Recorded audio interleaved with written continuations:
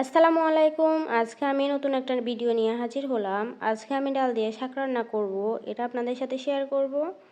প্রথমে শাকগুলা কেটে ধুয়ে নিছি ভালো করে, ছোট ছোট করে কাটতে হবে। তারপর এখানে আমি দুই রকমের ডাল নিয়ে নিছি। দুই রকমের ডাল দিলে খেতে মজা হয় বেশি, তাই দিলাম। তারপর এগুলা ভালো করে ধুয়ে নিতে হবে।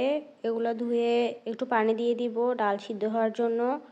আর এখানে পেঁয়াজ, মরিচ, হলুদ, জিরা, তেল এগুলা দিয়ে দিব। এগুলা দিয়ে একটু নেড়ে ঢাকনা দিয়ে ঢেকে দিব। তারপর ডালগুলো সিদ্ধ হওয়ার পর শাকগুলো দিয়ে দিতে হবে। শাকগুলো দিয়ে ভালো করে নেড়ে দিব। এই শাকটা ডাল দিয়ে রান্না করলে আমার অনেক বেশি ভালো লাগে খেতে। তারপর ঢাকনা দিয়ে ঢেকে দেওয়ার পর কতক্ষণ পরে শাকটা রান্না হয়ে যাবে। দেখেন দেখতে কতটা সুন্দর হয়েছে, খেতে অনেক বেশি মজা হয়েছিল। আমার ভিডিওটা কেমন হয়েছে কমেন্টে বলিয়েন। দেখা হবে আপনাদের সাথে আমার পরবর্তী কোনো ভিডিওতে।